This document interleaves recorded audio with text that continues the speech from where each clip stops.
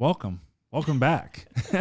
you guys know me, and then you know the lovely wife Andy over there, which I'm now supposed to say hi. Yes, you can say hi. Last time you guys didn't hear her because I wasn't talking. There was no microphone. So a question from last week before we get into this stream. So one thing I didn't realize was that my lips were moving and the voice was off. So let me know how that looks on your end. I put a little bit of a delay into the mic, into my broadcasting software. I'm using Ecamm Live. It's a pretty good system. Got 170 people on here. Make sure everyone hit those thumbs up for us, please. Make sure you share the stream as well. Be very helpful to the stream because we're going to talk about some really awesome stuff. Chevy Dude, Mike Davenport is on my Facebook. Chevy Dude, Mike Davenport business page. And so I can get you your shirt or your merch, whatever you want. So so it looks like let me get comments back up to play. All is fine. The light is better on her. Hey, there we go. The light is better. Hey, we got a new camera. Yes. That's why. Yes, we did get a new camera. Got rid of the crappy camera. Yeah, we got rid of the camera we had on her. Wasn't really liking that. And because I felt that same way, but then you guys did it. So, but Chuck McGuire's in here. It's awesome. Welcome. Old neighbor. Growing up as a kid, played hide and seek. Played I don't think I want to know what you did as a kid. I think I shot his dad's truck with a BB gun. Oh no! I threw a rock and broke a light or something. Oh, well, you did take a paintball gun to a neighbor's fence. That was when I was an adolescent. With my brother.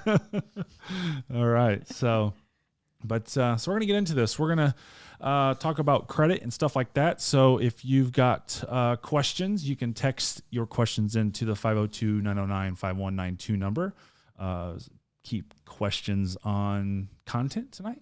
So we're going to talk about credit, buying a car with bad credit, credit scores, all of that stuff. So we're going to start getting ready here. We're going to start recording for the podcast, and that should be up here in a couple of days. I will push all the information out on YouTube stories and all that good stuff, and Facebook. Was working on a couple other things on the audio portion. It's all new to me, getting approved and all that good stuff. It's kind of interesting. So we will start the podcast recording here in 3, 2, 1. And hello, welcome back to Beyond the Showroom podcast. I am your host, Mike Davenport. I am here with my wife. Hello. Your name am I supposed to say Andy? Yeah, tell people who your name is. People who are not watching the stream and listening to the podcast in their cars or on their jogs or whatever the case may be. See, I'm not good at this. This is our second one. You're right. We'll get better. Everybody gave us great comments last week about how great it was and positive stuff that this was our first one and it looked really good. So, and I keep you on task. You do keep me on task. That's very, very helpful. So this week's podcast and live streams on Tuesday nights at 7 p.m. on the Chevy Dude YouTube channel. And then podcasting audio uploads are going to be at, I believe, 1 o'clock Eastern time on Thursdays. So I'm going to push them up there. So let you guys tell me if you want to see them at a different time. But we'll do it at the same time every week, uploading them to the podcast software. There's a little bit of behind-the-scenes work to do on that to get them all out there on the podcast. If you want to text in your questions during the week or during the live stream, it's 502-909-5192, 502-909-5192. My name is Mike Davenport. I'm one of the top salespeople in the country for Chevrolet, top Corvette salesman. I actually sell more Silverados than I sell Corvettes, but everybody knows me for Corvettes.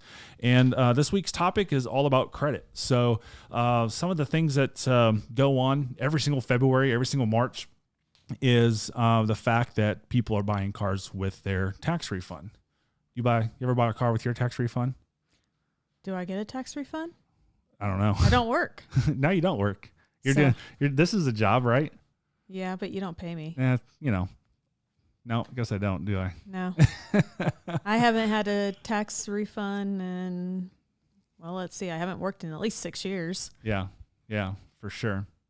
And those taxes didn't really help us out much. No. So a lot of times people definitely go after it, and the information I heard, because I'm not into the tax refund bracket, unfortunately, or fortunately, whichever way you look at it, but that stuff's been delayed, and this is why this video has not been pushed out at the end of January or the beginning of February, because it seemed like that child income tax returns have been delayed and whatnot. So with that being said, I wanted to come out and do this tax refund sale, the scams to look for, things to do when you have bad credit, stuff like that. And you might be surprised that I might tell you to not buy a car with your tax refund.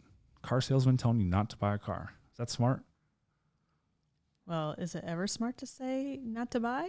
I don't know. It's case by case basis. Yeah, definitely honest, but case by case basis, really. So, getting into this, there's a couple different types of credit scores. So there's a FICO score, which 90% plus banks and credit unions and lenders out there use to determine if you are creditworthiness, if they're going to loan you money, or based off of what type of rate you're going to pay.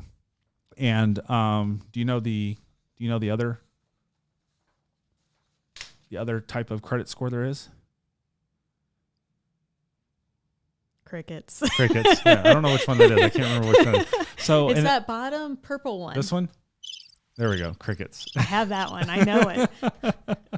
So it's called the Vantage Score. Most people don't realize that there's all these different types of credit scores out there. There's Vantage Score, there's FICO Score, and Vantage Score is only used by about 10% of the lenders out there to determine your credit worthiness. Well, with that being said, probably close to 100% of consumers who look at their credit report are looking at a Vantage Score, and it's not the right score to look at when it comes time to say, hey, I've got a 700 credit score, I got a 650 credit score, whatever the case may be. So you're saying Credit Karma and companies like that use the Vantage Score? They use the Vantage Score, exactly. Yep. So they use that, and there's a vast difference between out there. So to kind of give you an idea and a rundown on this, people with a 300 to a 579 credit score, which is a very poor rating, to 16%.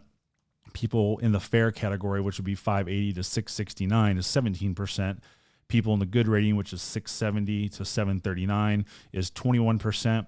And then very good, 740 to 799, is 25%. And exceptional, FICO is saying 800 to 850, is 21%. So, but on an auto-based FICO score, they actually go up to 900. So pretty much anything over 800, you're got exceptional credit score. And you're golden. Golden. Buy whatever you want. Probably could lie about your application if you have a job or don't have a job, or don't make money, do make money. It's crazy what they look at. So really similar stuff with the Vantage scores. So Vantage Score 300 to 499 is 5%. Poor credit 500 to 600 is 21.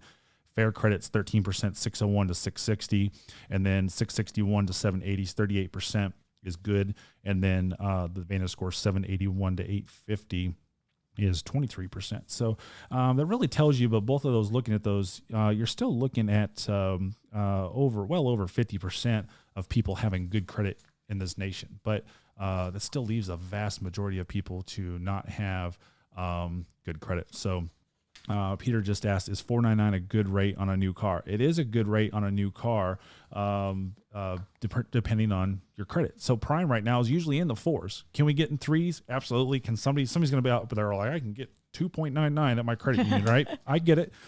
Everything I do and talk about with interest rates and credit scores and stuff like that, it's not set in stone. It's not something that we have to go by or whatnot. It is simply to go off as a informational piece. So with that being said, everything is a case by case basis. It's not something that we can sit there and go through the process and be like, well, Mike said it was this, or I listened to this person and said it was this. Everything's case by case basis. Well, and your bank's going to determine what your interest rate is when you purchase anyways. So it doesn't matter what is put out there, because once the bank look at your credit score, they're going to sit there and say, well, this is what we want out of you. Right. Yep. You're in absolutely return right. for our money. And do you know, I don't know if I really talked this much about around you, but do you know what I tell people or tell the kids how to use like a Credit Karma or a third party reporting agency? What's the proper way to use that? Informational. Yes, you're dead on. Good job. No crickets this time. Just good information to keep an eye out on, basically if for some reason something hits your credit report that shouldn't be, you can know that ahead of time and take care of it and handle it immediately. And it just happened to me. It's something popped up on my credit report that was not mine. Apparently another Mike Davenport or something, but I handled it the next day. It popped up on a Sunday and I'm like, what is this? And Monday morning at 9 o'clock, I was calling this company and they're like, oh, this isn't you. We'll take it off on our next update. And I'm like, okay, so you're not going to show it as paid or disputed. You're going to like literally just delete it off my credit report, right? Yep. Okay. So I contacted these people, got their names, got all their information, all that stuff. And it took 30 days, but it got off. And I wasn't really worried about it for 30 days because nothing was going to happen with my credit score for 30 days, right? So now I got a Corvette coming and I'm going to be using credit to finance that car. And so that was my concern. And that was my concern I addressed to them. But I knew for 30 days back in January that my car wasn't going to be here in January. So it wasn't too big of a deal because Corvettes didn't start production until February. Well, and we all know that, there are plenty of other Mike Davenports out there. You're the only one that puts yourself out there on the internet. couple here and there. Hey, you have a customer named Mike Davenport. Oh, I do. That's right. Almost forgot. So let's talk about, get into the subject a little bit more depth with that intro into the credit stuff and whatnot. Some tips and tricks to look for in the event that you have that 650 or below credit score. Really, 650, you're probably going to get good financing terms, not have too many problems, stuff like that. But certainly 610 in the 500s, less than that, there's some things to watch for. There's some things that you can get in some big trouble with. And I think my personal opinion is to keep away from a buy here, pay here lot, right? Use a buy here, pay here lot as an absolute last resort. I mean, that's absolutely. Yeah. I mean, a lot of those places, they don't report to your credit report. They don't help you because they want to enable you to stick with them. They want to enable you to stick with that 21, 22, 23% interest rate. So I've only sold cars in Kentucky and Indiana. That's the only things I know. 21% interest rate is the max that you can put in Indiana. And in Kentucky, the max you can do on a new car loan is 18%, I believe is the number, and then 22% on a used car. So, but there's states out there that's like 35%, 80%. They can do whatever they want in some states. It's crazy. So those buy here, pay here places, they want to have you come back. They want to repo that car from you and then sell that same car back to you, get some more down payment, all that stuff. So, and then also kind of shy away from those independent dealerships that are focusing on credit repair, focusing on people with bad credit. And you can kind of tell those with a lot of their tones. A lot of their tones are like, hey, $1 delivers, $49 due at signing, your signatures, your audit, your down payment. Yeah. No matter what your credit, we can get you bought. Yeah. $3,000 over your trade. Use your tax money as a refund. We're going to finance. We'll do your taxes for you.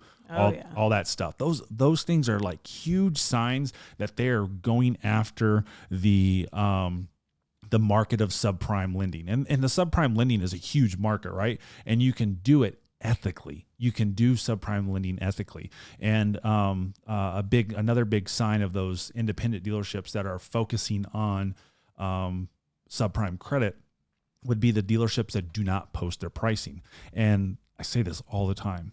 Do not buy a car from a dealership that does not post their pricing online. If you have to put your information into their website prior to getting information on the car, on the pricing, anything like that, you might as well just go somewhere else. Not against independent dealerships. I got a lot of friends who are independent dealerships and they do fantastic jobs, but they do it ethically and they do it professionally, and they're transparent on their pricing and whatnot. So you got to be careful. Those are some things to look for and to be careful on to make sure that you don't walk down that rabbit hole and whatnot. Another one is you can get pre-approved, right? You can sit there and go to Capital One and get pre-approved. Capital One is a great subprime lender. There's some pitfalls of going to Capital One and doing that, because if they approve you and you go in and you find other stuff, they're not going to be any lenience on it. So you could find a Capital One Diamond dealer and go straight to Capital One. And none of the people that I talk about are sponsors. They're not paying me. This is, again, my personal information that I have from working 20 years into a car dealership and working every single day with people with 400 credit scores, with people with 0 credit scores, people with 800 credit scores, 900 credit scores, all that stuff. Somebody says, if they don't have the sale price available but have the payment, the problem is with that is they're going to possibly be ballooning the actual price just because the payment's where you want it. So if you want a $400 payment and they can make that happen, but you may be paying $30,000 for the car because you're doing, 6 years, 7 years, whatever they're trying to get that payment at.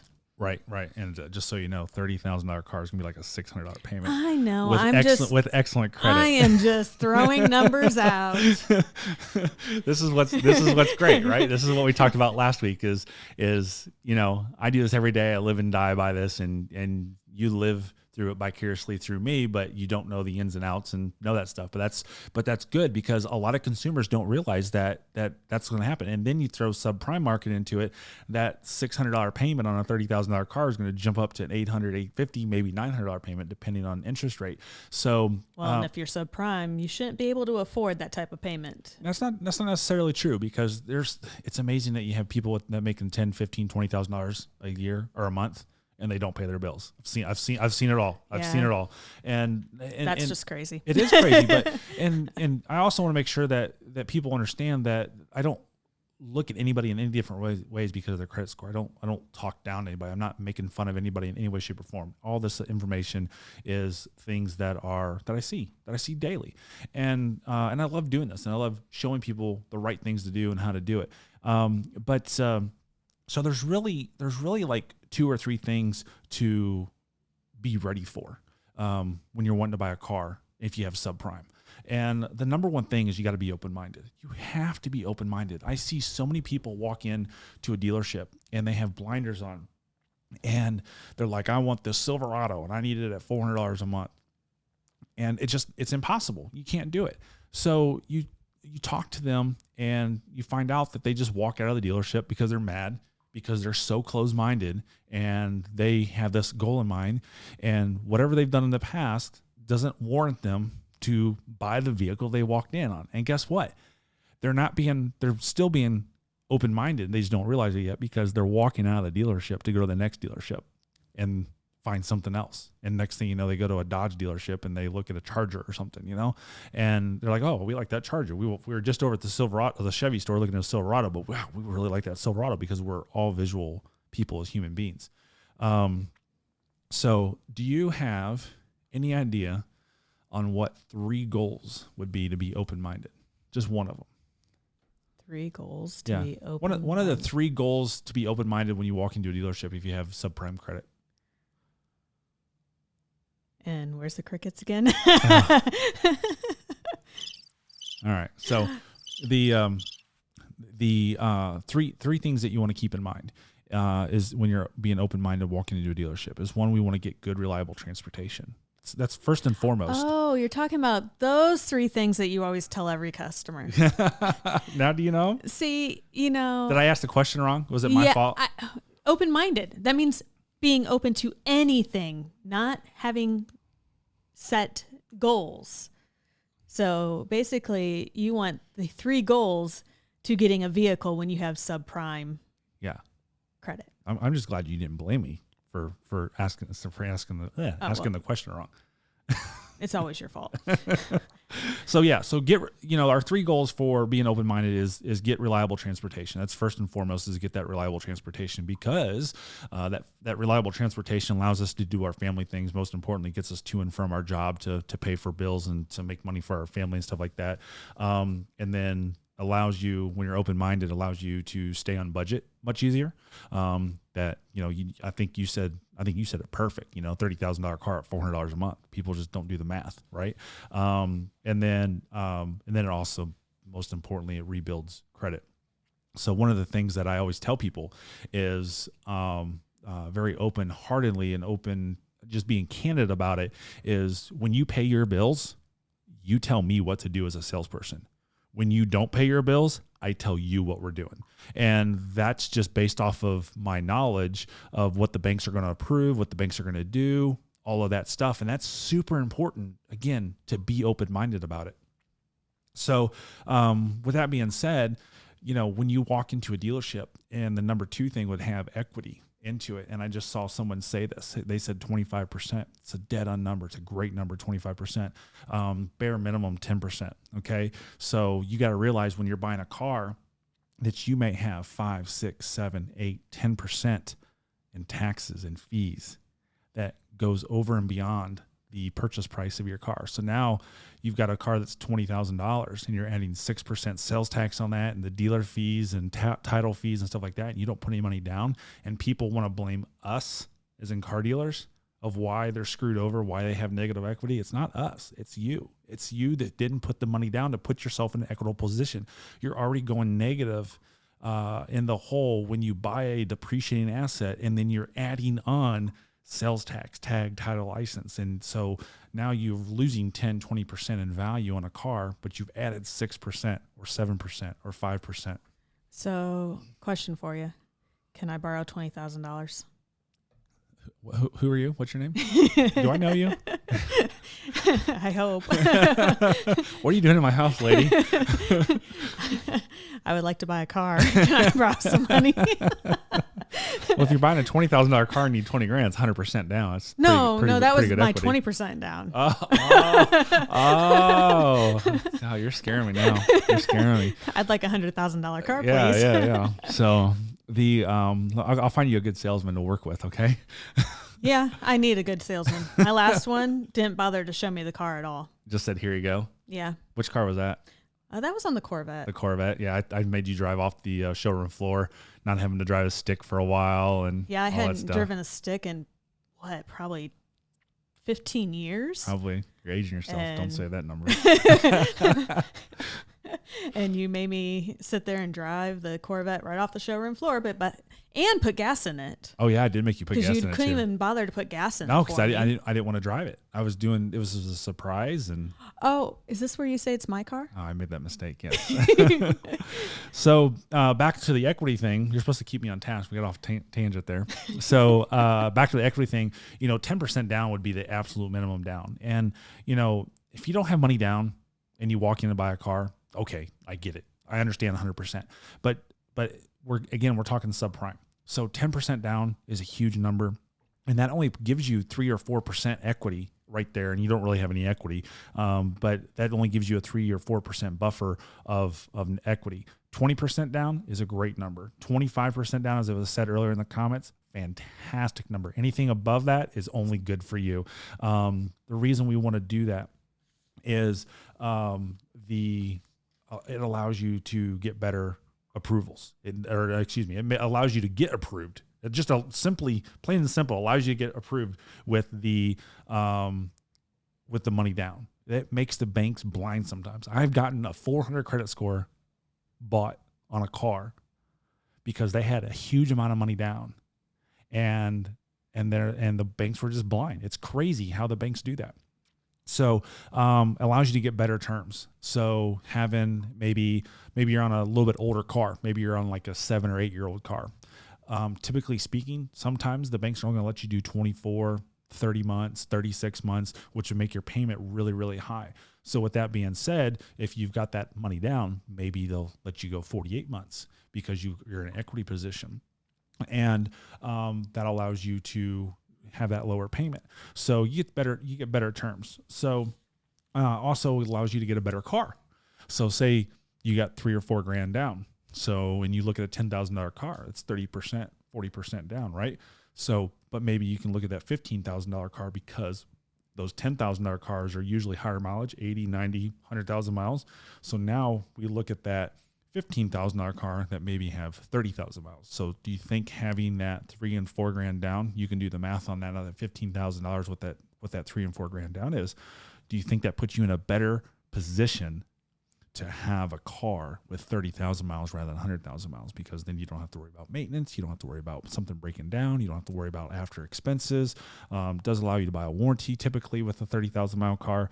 And then most importantly, number 4, allows you to trade early.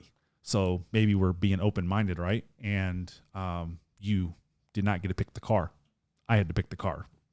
So, but you don't like that car, but it gives you good, reliable transportation. It allows you to build your credit, gets you into a payment you can afford. And so now you don't like that car, but you want to get out of it. The typical car dealership would say, oh, just come back and see us in a year. We'll trade you out of it.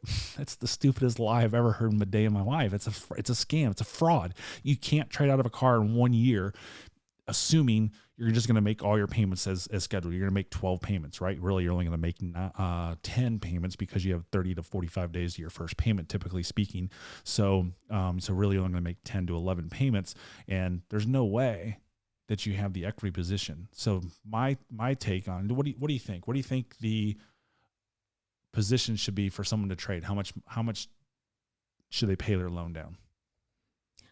Well, if they're not wanting negative equity to be trading into something else, at least 50%. 50% is a good number. Yep, I agree with that. So I think you get to the 60% range, 60% of your payments. You can kind of look to see where a 3-year-old car, say you're buying a 2020 Malibu, see what a 2017 Malibu is on wholesale and retail, and be like, okay, well, if that car is worth $10,000, I need to take my payments to $10,000. So if you're doing a $20,000 Malibu, okay, well, I need to pay this car off to $10,000 before I trade, because that's going to have us kind of breaking even. And you always got to kind of look at the trade-in value, because again, I always like to overestimate, and I guess maybe that'd be underestimate. But I like to just make sure that I have a buffer in everything I do. I don't ever want to tell anybody something and then have to backpedal in my day-to-day business and say, oh, wait, hey, your payment's $500. And then I have to come back and tell them $520. If I tell them $520 payment and the payment's $500, we have a positive conversation. If I tell them $500 to $520 payment, or if I tell them a $500 payment, it comes out to $520, then we have a negative conversation. And then the wheels start going off your head. Is this guy trying to scam me? What's the deal here? The unknown happens. And when the unknown happens, you hit the brakes and you make sure that you're doing the right thing, which it was just a simple mistake, but there's no simple mistakes in the car business. People think, which is good. So, along with that, every special finance manager, subprime manager out there is going to love me for this. You have any idea what it could be?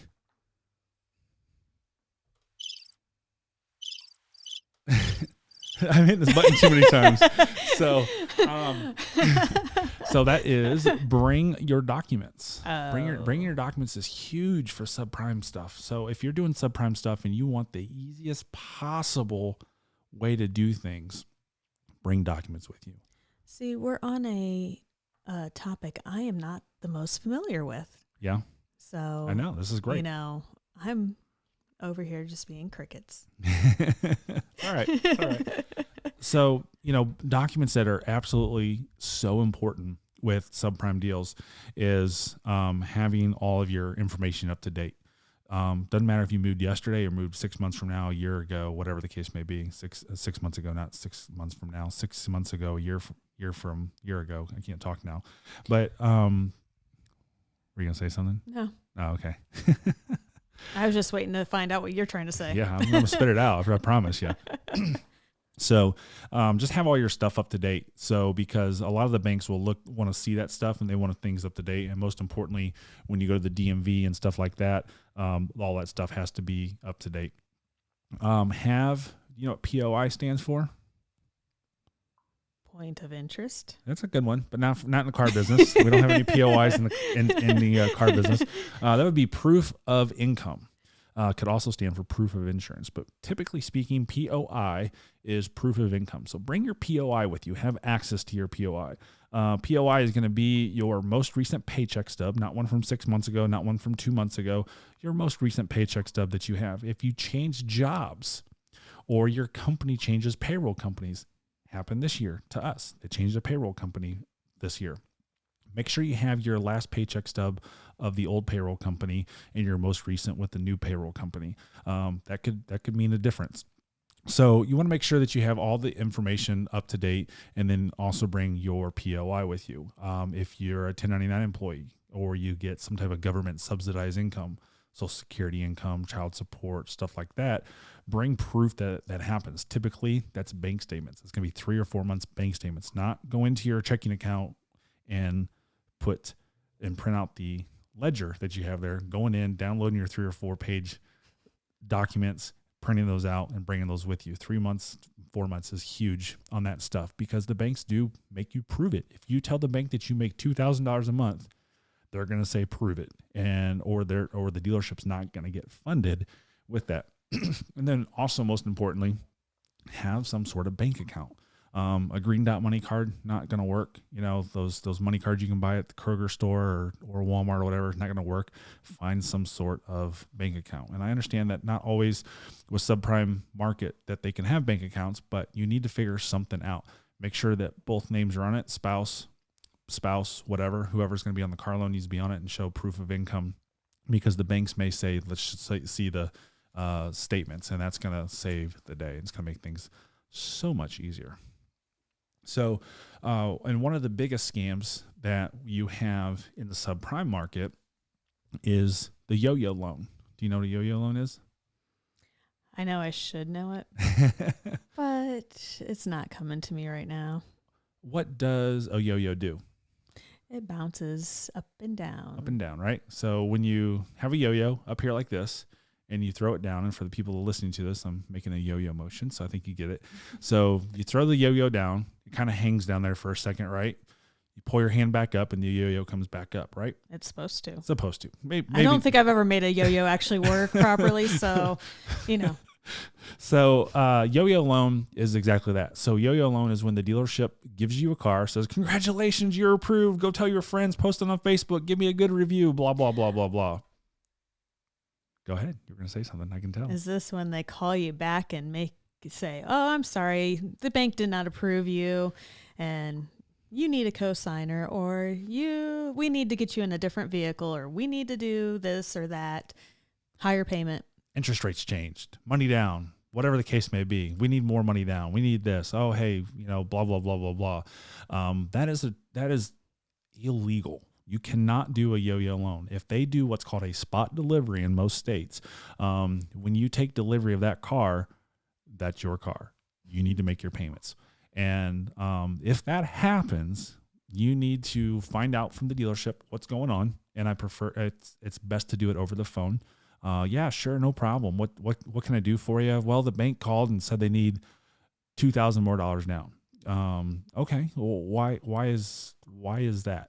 So now if you've done something fraudulently or not on purpose, or just by accident that, hey, you told them $2,000 a month and your paycheck stubs, you only owe $1,500 a month. That's not that's not the dealership's fault. It's not the bank's fault. That's your fault. What I'm talking about is blatant fraud, blatant scam from the dealership that all your documents check out. You told them everything truthful, and the dealership says, oh, we need another $2,000, or we need another 5% interest, or whatever the case may be. At that point, the best thing to do is to contact an attorney and say that you think that you're being part of a yo-yo scam, and let that attorney handle it for you. Most importantly, that the biggest thing you need to do is make sure you get all of your documents out of the car, everything that shows that you bought the car and stuff like that. And if you have a payment due and you have not been given a payment book, you give the payment to the dealership. Hey, it looks like I'm supposed to have a $339 payment this month. I haven't received it. Who do I call? What do I do? They may give you a sob story. They may threaten you. They may say, hey, we're going to repo the car, whatnot. That's some tricky situation, and you just need to get an attorney involved at that point. So you can certainly return the car and just walk back out and get your money back, but ultimately you don't want to do that, and the dealership's going to play games and whatnot. So my best advice on that yo-yo happens is definitely contact an attorney. It's extremely important to do that to protect yourself and to protect your car, and most importantly, build your credit. What do you think? Oh, things we should have learned when we were younger. Yeah, you're right. You're right about that for sure. And so that's one big thing too. Is a lot of the stuff I talk about is what I've learned growing up. That the mistakes I had, and I don't really get into too much talking about it on YouTube or the podcast here or anything like that. But I grew up with subprime family. My family's still subprime. They can't get out of that rut. I don't know what it is. And that's probably my big drive is I don't want to end up like that. I don't want to end up, back in the subprime market with an 18% interest rate. I mean, I did a buy here, pay here. My very first car, I did a buy here, pay here loan, delivering pizzas for Pizza Hut. That car got wrecked. The insurance company paid it off, and I had no money down as a down payment. I lost my down payment. I got kind of screwed. It was my own fault, but nothing illegal or goofy. I just didn't get my insurance company involved, and I probably should have. And what was I doing for like the next year? You were driving my car a lot. Doing that, but I was walking. I was riding a bicycle back and forth to Pizza Hut, not delivering pizzas anymore. I was getting tips, right? And back in the day, 1996, 1998, tips were big back then, and they were unreported. I think the statute of limitations is ran out on that non-reported taxable income from 1988. You weren't even old enough to work in 1988. Shh, don't tell them that. So a lot of that stuff comes back to, just learning, and then most importantly, just being in this car business for 20 years. Well, I kind of feel like our first car we purchased together was almost like a yo-yo loan, because they spot delivered us and then turned around and called us and said, no, we need a cosigner because we didn't have enough credit. Yep. And happened. Stuff. So Matt RVs, thanks for the $10 super chat. Appreciate it. Matt's got a good channel for RV reviews. I know him well. I can't talk today. I don't know what it can't. I do not know what it is. We do have a couple people asking some actual credit questions, and there's been great conversation on the YouTube channel. Good. I've seen a lot of participation in questions that people are asking and we're not able to get to because of Mike's long talking. Well, make sure everyone hits that thumbs up and shares the stream as well for added participation points. Okay, so one of our questions says, I have been working on rebuilding my credit. I noticed my credit score varies from a low 648 to 717. Capital One shows it at 717, Experian 681, Discover 648. Some use a score 8, some score 9. What is the standard? Is there a standard? And then it continues on asking some other questions. So let's talk about, is there a standard? So no, there isn't a standard. So sometimes people pull different credit bureaus. So this is like an in-depth conversation. Like I could do an entire video, entire vlog, entire podcast on this. There are several factors of credit bureaus. So there is an auto enhanced credit bureau. There's a mortgage enhanced credit bureau. There's a revolving debt enhanced credit bureau. There's all sorts of lending models that the FICO score uses to pull credit. So, and then sometimes the banks have their own algorithms, right? So if you get that form in the mail that shows what your credit score is, and they said, hey, we pulled an Equifax and your credit score is this, that's sometimes their own internal scoring that they do as well. So it's crazy on this stuff. And that's why, again, right at the beginning of the broadcast, we talk about Credit Karma and Credit Wise from Capital One and all that stuff. It's really, really important to just use that as a tool to make sure that everything's being reported right and not so much use it on a score. So because the score is probably not going to be right when the dealership pulls your credit. So with that being said, like my dealership, we may pull a credit bureau version, I'm just making this number up, of 8.1, right? And the bank may pull an 8.5 or a 7.5 or something to that effect, right? So there's variances in there of what happens. But the good news is if you do everything right and you pay your bills correctly, those things don't come into play. They certainly can come into play now, but that's where you use this as a stepping stone. And I'll tell you this, a car loan is the absolute best way to build your credit. If you want to build your credit, do a car loan. This is going to be phenomenal. So, and even if you do have to go to a buy here, pay here place, even if you do have to go to some shady place to get on the credit bureau system. Do it, but use that as a last resort, just like I said. But most importantly, just also, like I said at the beginning of the broadcast, is have that money down. Banks will become blind with money down. If you have to walk, if you have to take Uber now, I didn't have Uber in 1996. No, we didn't. So, but if you have to take the public transportation bus, do whatever it takes, and Grant Cardone always says success is your duty and your obligation. And, again, not that I wanted to bring this up tonight. It's great that we ad-lib everything.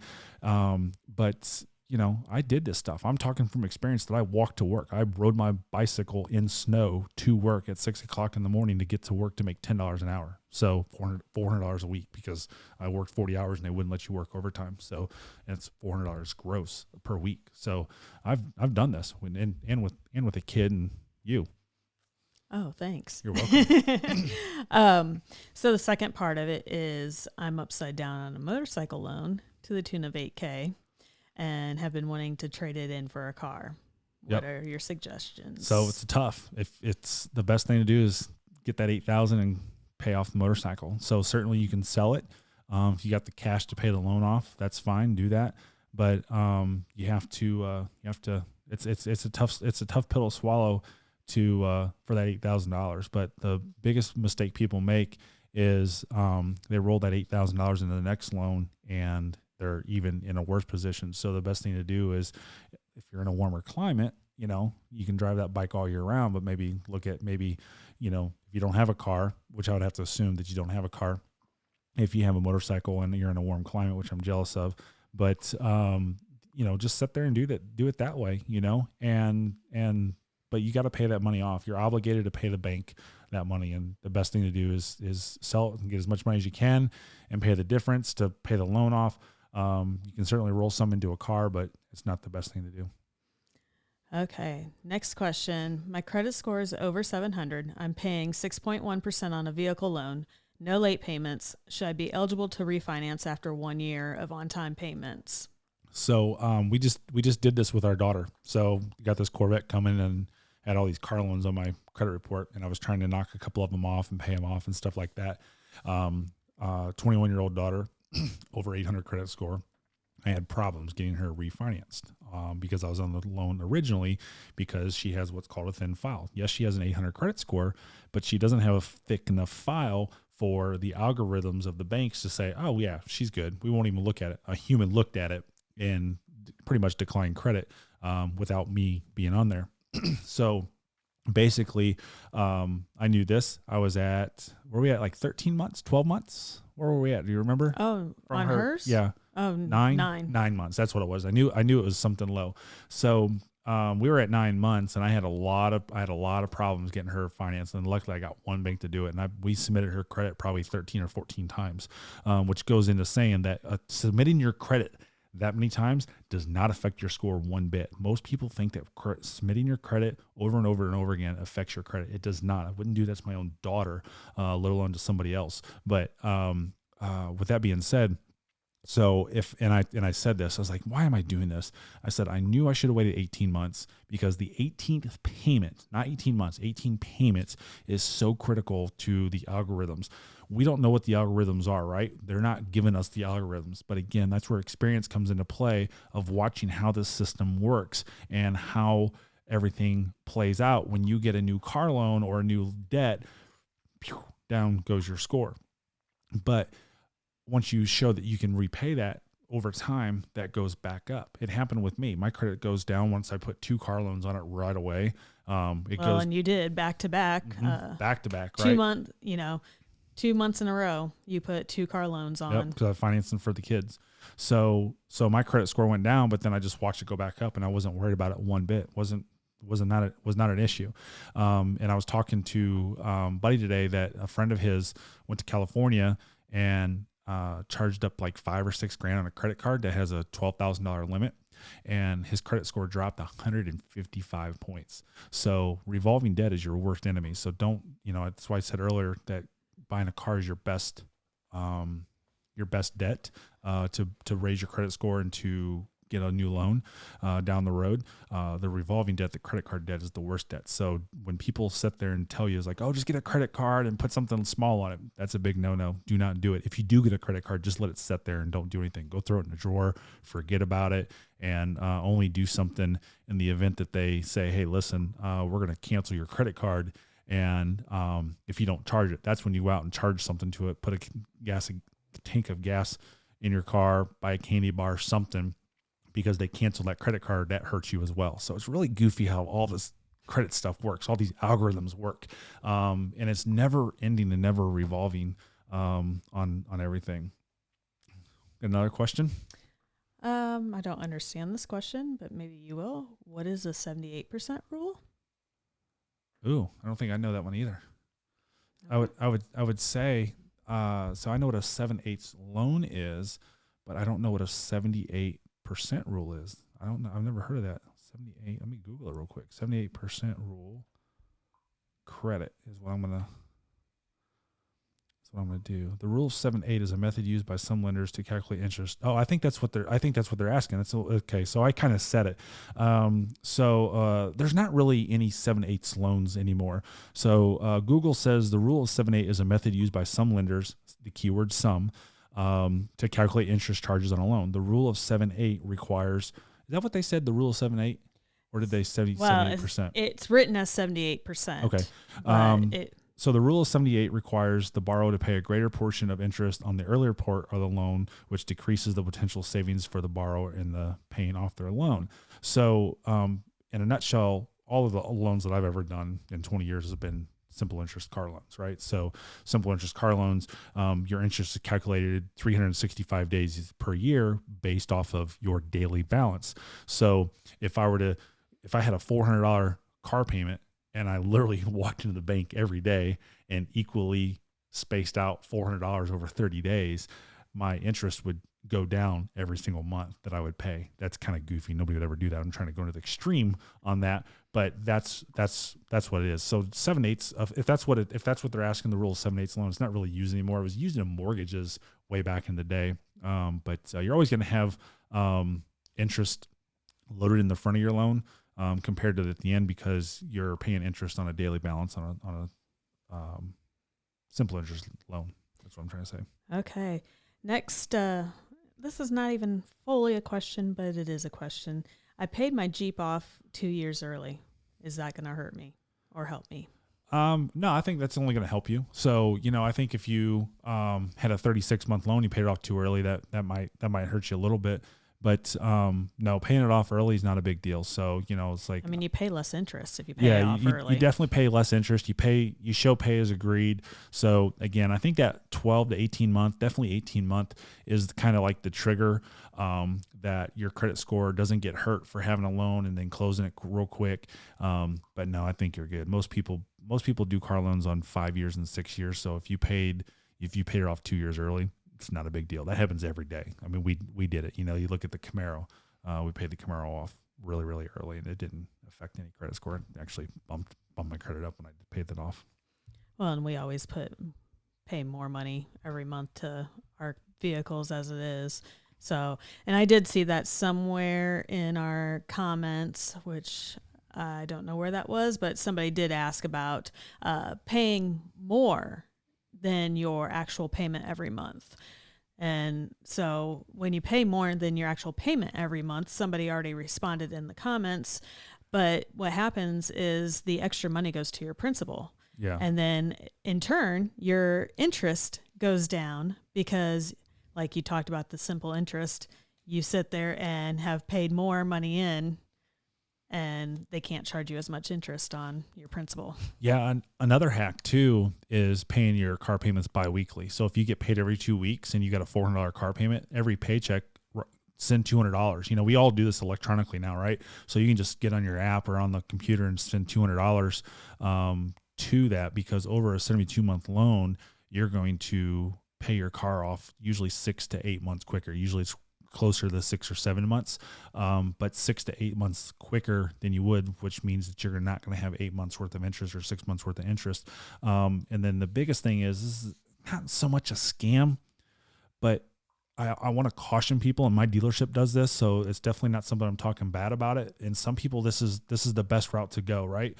There are companies out there, dealerships do have companies that they will do biweekly payments for you, automatically deducted out of your checking account.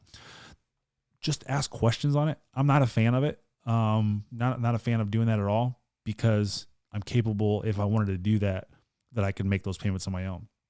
But not everybody's thinking that way, right? So there are costs associated with doing biweekly payments when you set them at the dealership, because it's usually a third party company and they're charging you like $3 per payment. So that's $6 per month if you're doing biweekly. So just ask questions, just so you know, right? Not saying that, hey, listen, oh, you're charging me, I'm not going to do that. But if you're capable of doing it and you're going to do it and you follow through on doing it, then save yourself $6 a month times 12. So I have public school math, so I don't know what that is. 12 times 6. You have Catholic school math, maybe you can do it. No, it's man math versus woman math. Yes, exactly. So but yeah, so just ask that question. But biweekly payments is a huge thing. Somebody just said that they have 70 hard inquiries. There is a point where it comes in that hard inquiries do hurt you. But I guess I want to explain that a little bit better, because I mentioned that earlier. When you pull credit on a car loan, and I'm in there one day and they submit my credits 12 times, that counts as one pull, as long as it's done within a 30-day window. If you come in on January 1 and you pull 20, if your credit gets pulled 20 times, and you come back on February 2nd and your credit's pulled 20 more times, that's 40 pulls and it counts as 2 hits. So you definitely want to make sure you do that, because the reason they did that, and they changed this back in 2005, and people in 2020 still believe that when your credit is pulled, that it affects you and it hurts you. And that's just the biggest misinformation that's out there, because it's unfair. When I say this, you're going to be like, oh crap, he's right. It is unfair to you or to me as a consumer to have our credit pulled multiple times so that we can shop for the best financing to save us money and have it hurt our credit score. It is very unfair. And the Fair Isaacs reporting agency, FICO, they realized that back in 2005 and took that away. So this is 15 years in the making that they did away with this being hurt.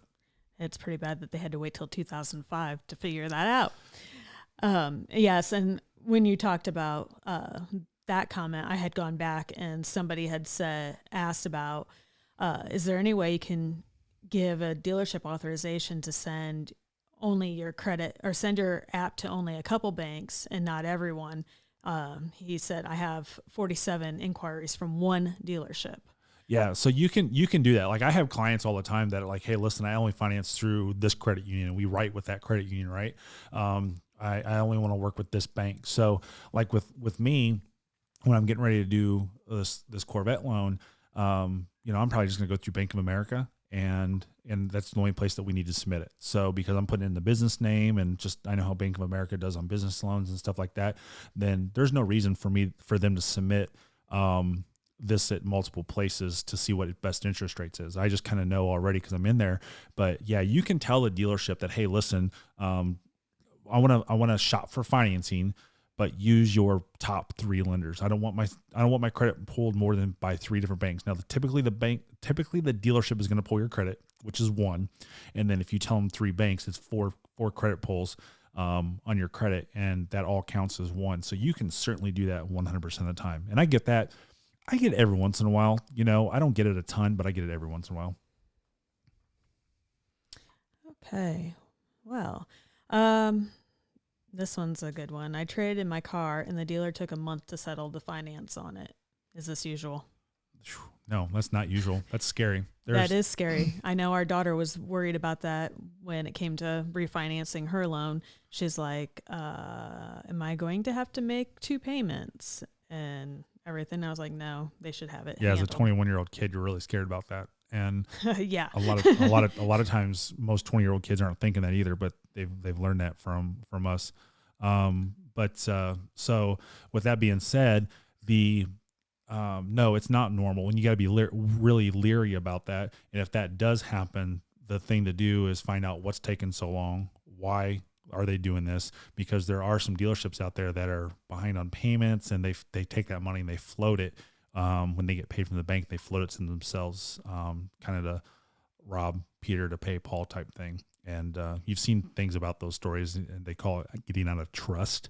That basically means that their floor plan company, the bank that holds the loans on all of their cars and inventory, they're not paying them off correctly. And that's a big red flag showing that the dealership is out of trust with their lender, and they're taking that off. So with me personally, we always get a 10-day payoff, because that allows us to have a 10-day grace period from the day that you buy the car. Say you do it Friday night at 7:00, right? There ain't no banks open for Friday, Saturday, Sunday, right? And let's say Monday's a holiday, like we just had Columbus Day, right? Or President's Day. We just had President's Day.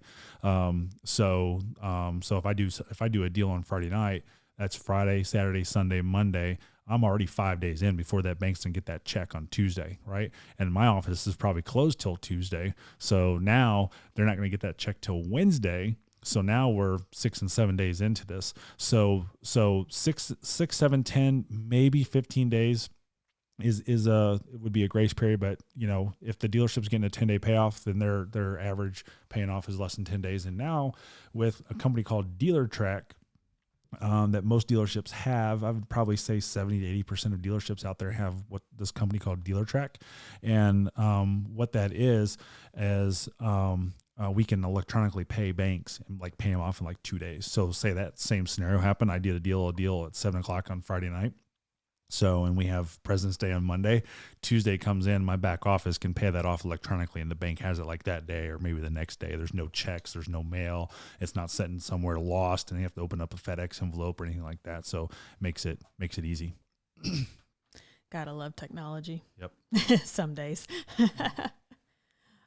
Well, it seems like we are not getting a whole lot more questions. Well, you can text your questions in to the number on the screen, or 502-909-5192. Okay. Well, we can do this one. Yep. I have a C8 on order with you. And normally I do not do C8 questions, but this one actually is good. Do you think a home equity line is good because of the long term of lower payments? Ooh, that's a great question. I love this. Exactly. I love this. That's the only reason the C8 question got thrown in here. So, no, don't do a home equity line. A home equity line is revolving credit. So it's basically just like you're taking a credit card out and swiping it minus the interest rate. I know the home equity lines are lower interest rates. You have more flexible payments. You can pay that car off in 10 years if you wanted to, right?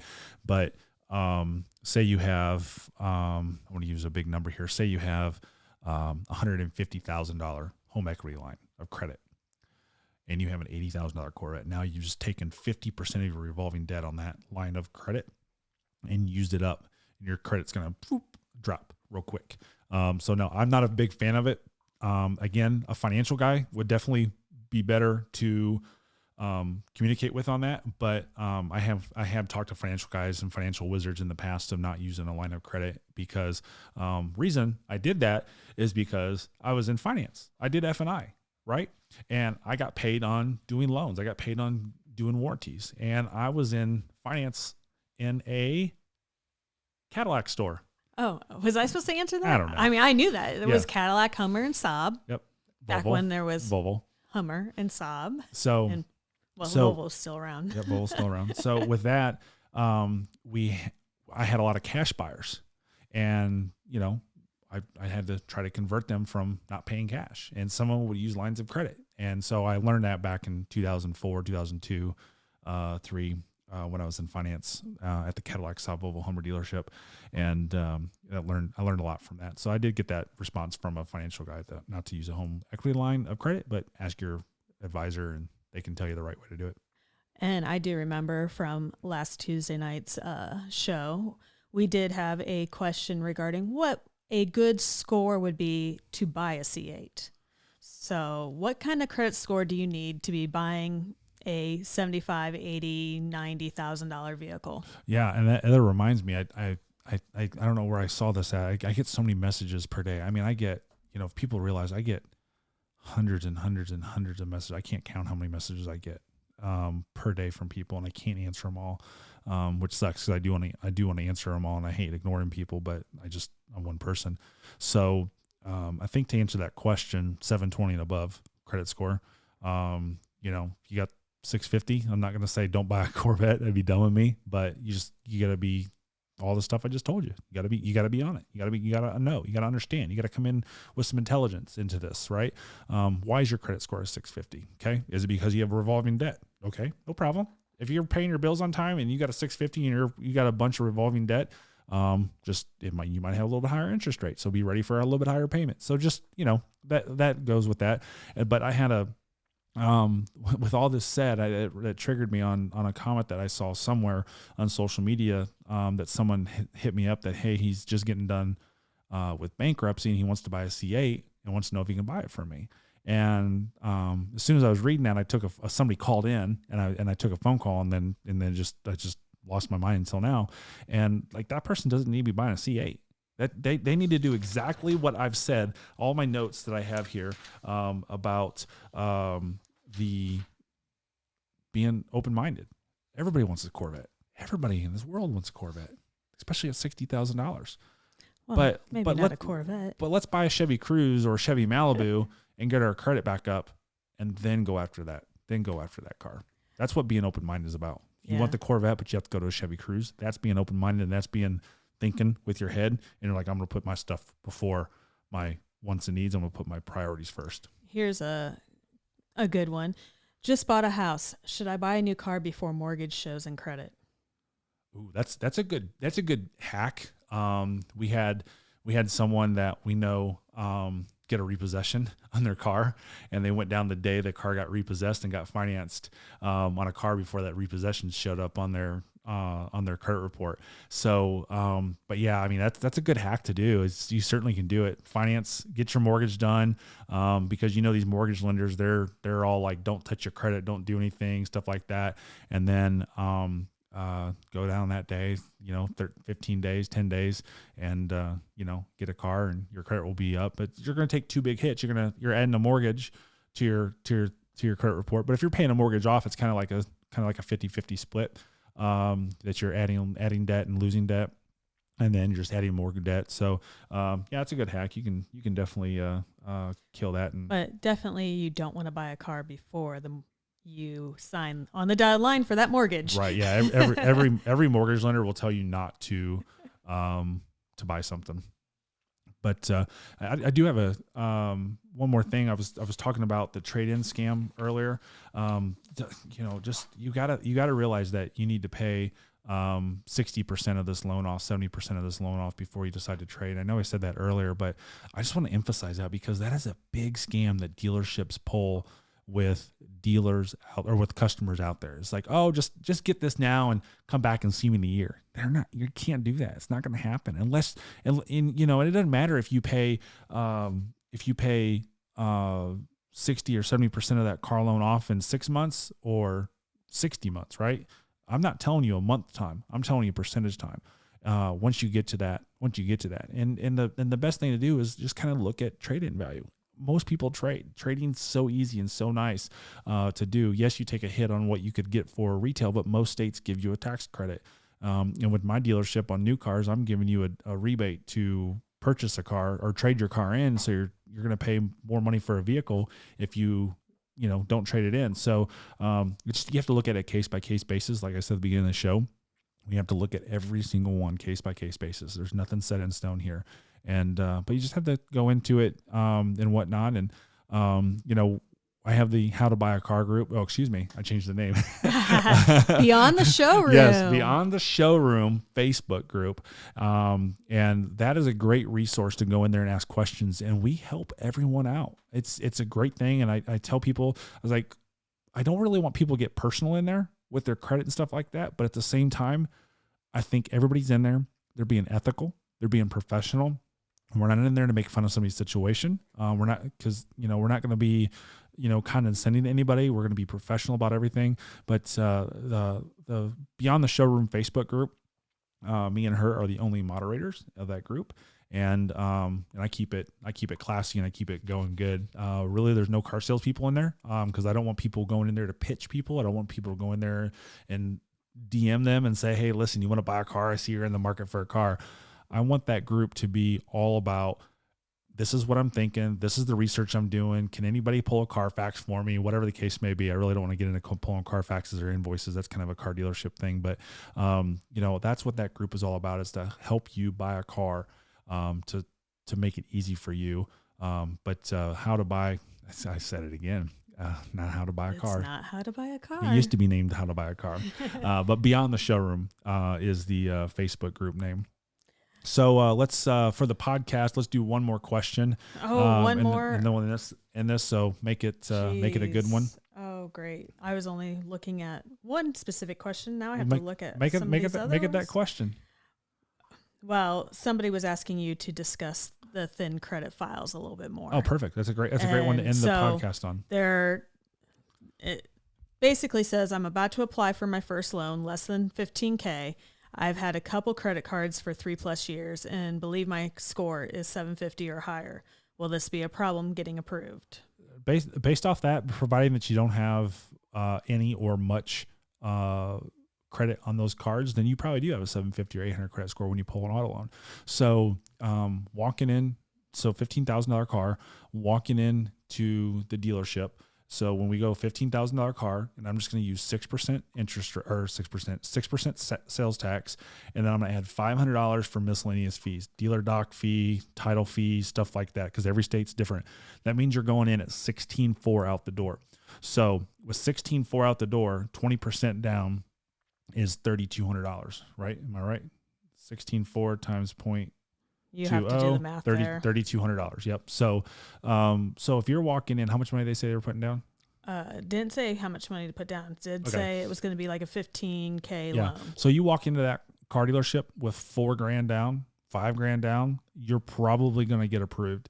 Again, everything is case by case. I can't sit here and go off of that question and say, yep, you'll get approved, or nope, you won't. But I know the odds, and a thin file does hurt you in a way. If you can get a cosigner, that's going to be awesome. Cosigners help out a ton. And with a cosigner, both get equal credit. Not one gets more or less. It's 100% for both parties involved. So if you pay your bills on time, your cosigner gets credit for it. If you don't pay your bills on time, your cosigner gets credit for it, and you're going to probably not have a really happy cosigner. So cosigner is always going to help out with that too. But yeah, going in on a $15,000 car, if you could have $5,000 down, dude, I'm telling you, when the banks look at that, they're going to be like, not a problem at all, based off of the information there.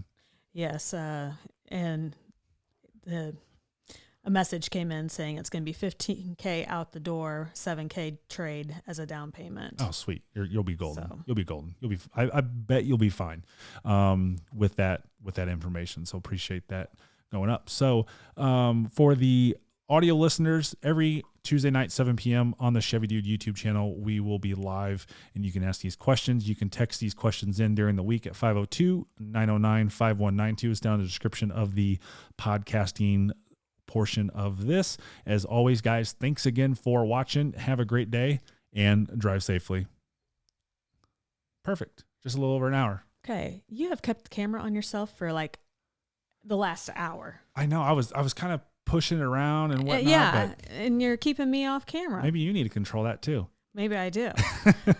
And just know, everybody, that if we don't get to your questions or it didn't pertain to our topic for today, I am writing down the questions. Oh wait, here, let me put that on. Let me put the camera over you in you. Want me on camera now? Thank you. I know. But I am writing down questions, and your questions will be answered in the future podcast. When it pertains to the topic. Yeah. So last week my Stream Deck wasn't working. So oops, I hit the wrong button there. But so now if I just want to take her off, I hit this button here, and voila, now I'm on. And all right, she's getting mad at me. She's giving me the evil eye. Look at this evil eye that she's giving me. But no, you're so mean. So the goal is to like have an hour-long audio portion of it, and then I get on with you guys a little bit beforehand, and then stick around for a little bit after the audio portion of the podcast, and just hang out. We can interact and ask questions and all that stuff. And this is fun. I love doing this. I love teaching people stuff, and I think it's very beneficial to you guys. And I'll stick around if everyone hits the thumbs up button, because we've only got 109 thumbs up, and so we need to double that. So this didn't have to necessarily pertain to credit, but it's talking about scams. Somebody said they've seen on Facebook multiple vehicles for sale, wanted $2,000 down, finance in-house only, no cash buyers allowed, and wouldn't discuss the actual price of the vehicle. Yeah, it's exactly what I was talking about. Dead on right at the beginning of the show that's the traditional buy here, pay here. And what I didn't get into it because I didn't really want to stir the pot for the audio portion of it, but for you guys here, what happens a lot of times is dealerships have to pay big fees, sometimes $2,000 in fees to banks in order for you to get financed.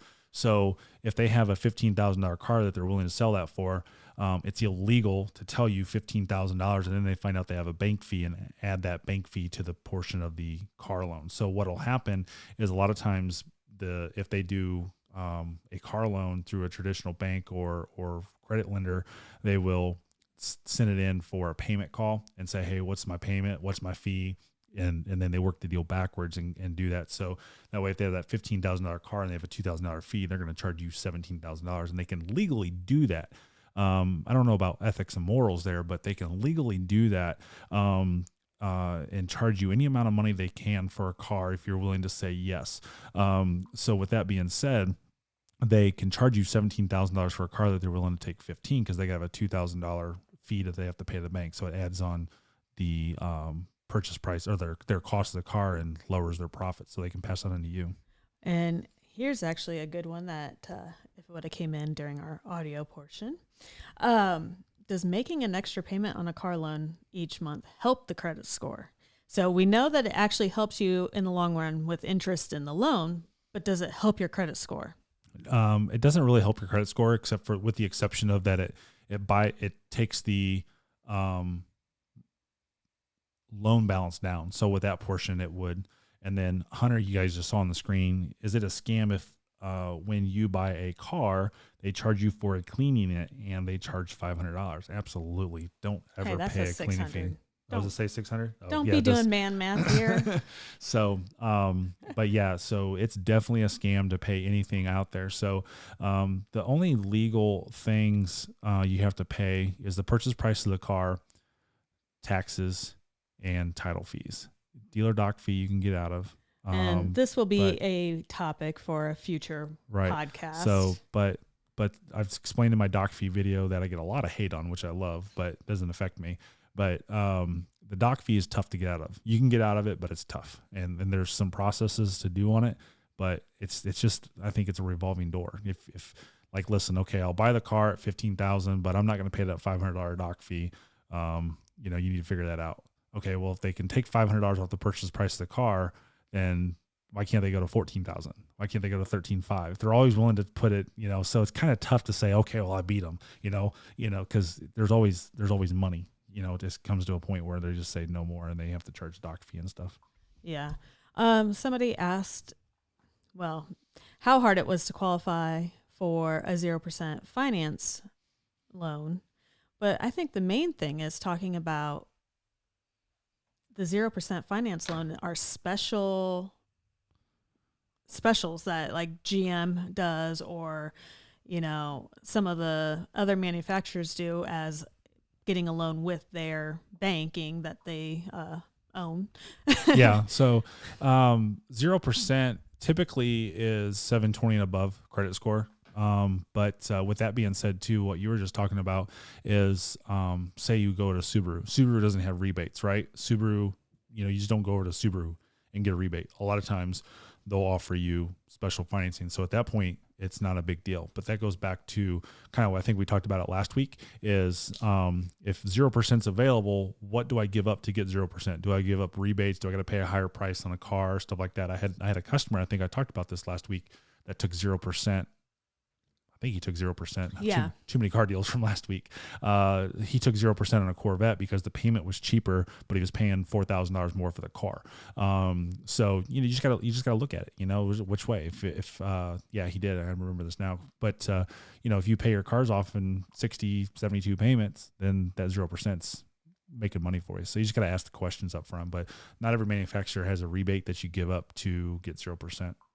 And somebody asked if Credit Karma hurts your credit score. It does not. It's a soft pull, so it doesn't affect it at all.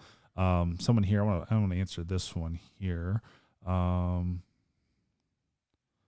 he said, what's the actual diminished value of a vehicle due to a collision relating to limited or low production vehicles versus high production vehicles? So if you have a limited or low production vehicle, and I'm not talking about a limited version of a Dodge Charger or a limited version of a Corvette, right? So back in 2014, we had the launch edition Corvette or whatever it was, that blue with the brown interior and the upgraded wheels. And then we had the green with the Kalahari top.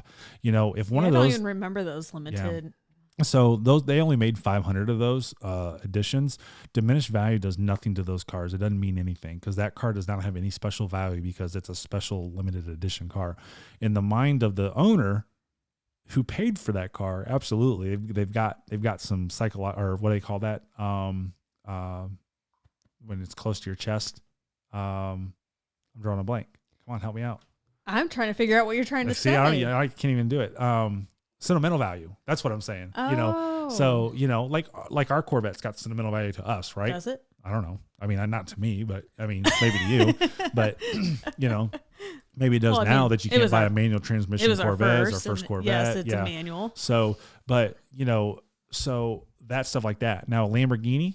Okay, now we're going to talk diminished value is going to hurt that car big time because if you're buying a Lamborghini with an accident, you're going to be like, well, what's going on here? And it could hurt it $5,000 to $6,000, $10,000. I've never sold a Lamborghini with an accident on it, so I don't know. But you know, but like every other car out there, it's not going to affect it. $500, $1,000, not that big of a deal. Let's talk Tesla because Teslas aren't limited low production cars, but if they're in an accident, that's some major hurt to the car. Your Tesla. I know. I love my Tesla. Yes, you and do. I know you're going to get a lot of hate for that. Tesla.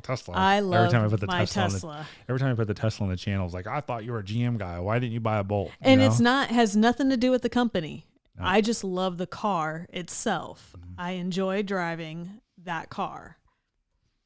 But yeah, so you know, Tesla's a little bit different story because a fender bender can total that car out, right? Yes. So, and they're extremely hard to get a hold of parts and stuff like that. So, but still, even if I appraised a Tesla with an accident, as long as it was fixed right, and me as a dealer and a Tesla owner, I would know to ask the right questions. Where'd you have it fixed at and stuff like that? Because we understand the Tesla certified shops. And then I would ask, well, how long did it take you to get fixed? Because we know that most dealerships aren't going to know that to ask those questions. So it does depend on the car, but most cars it doesn't affect it. So you got anything over there you want to talk about? See anything? Someone asked if you have little to no debt and your credit score is 600 to 700 due to it dropping as you worked really hard to pay off $19,000 in revolving debt over the last year, do you then suffer with a higher finance rate? You could, but as long as you got that pay history on there, you're good. It sucks in life that you do the right things, you pay off debt, you pay off mortgages, you pay off cars, and you live debt free. That your credit score takes a crap, right? So, but that's why you just got to keep something on there. You know, I know Dave Ramsey's like, oh, credit score means nothing, but most of the people don't live the way Dave Ramsey preaches, and I don't follow Dave Ramsey much, but the guy's filed bankruptcy before, you know? So, and he's made millions and millions and millions of dollars off of telling you how to not to spend your money and to spend it with him. So, that's not a hate message. That's not, you know, hating on the guy, in any way, shape or form. But I know a lot of people pay attention to him and they just got to put reality into it, you know, because yes, we can save up money, but you know, not all debt is bad debt. You know, I'm going to have a debt on this Corvette, but this Corvette's making money for me, posting on channel and having content and more new subscribers and stuff like that. So, you know, if I see revenue on YouTube go up after I get the car, I know what's going to happen. I know it's from the car. So now that debt doesn't mean anything. Yeah. Somebody was awfully nice say you enjoyed driving a Tesla until you're out in the middle of nowhere with no charging station.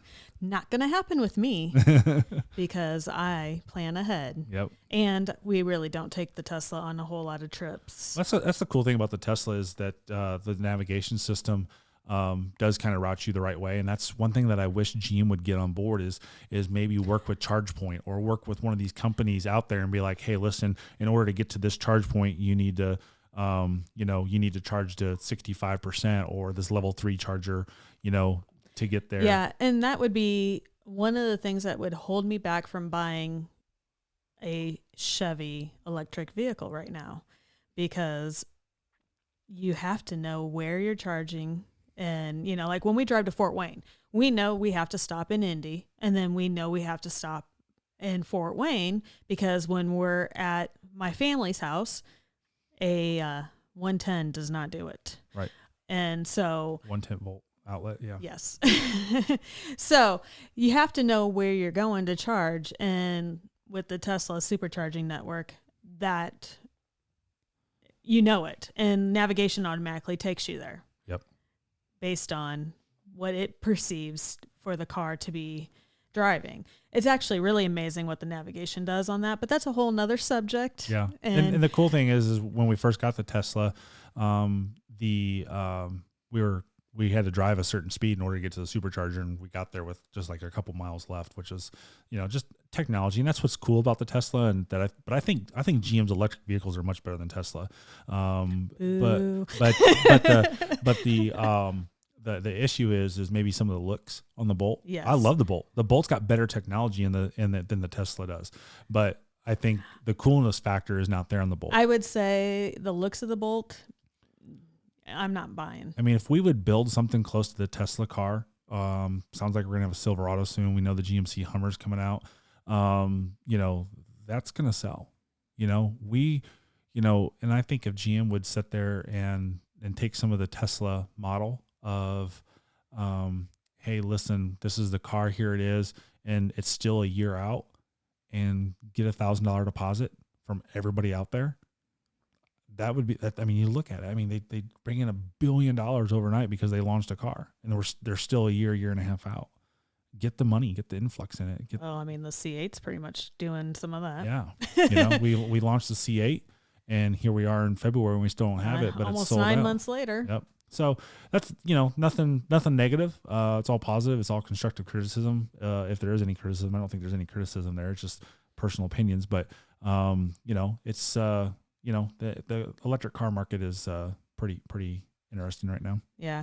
I've seen a couple. There's one question in here.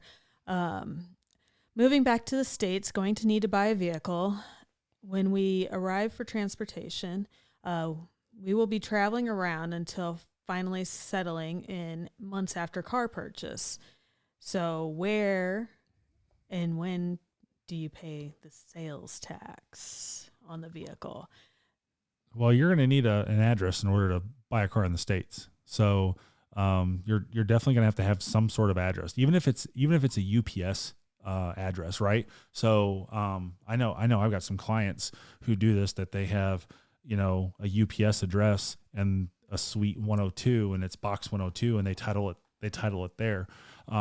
So you're gonna need some type of address and some type of proof of address and stuff like that to do it with the DMV's fees, the DMVs. So with Kentucky, it's really simple, but not all states are that way. Indiana's a pain in the butt. You gotta have 2 forms of ID and all that stuff. Isn't it?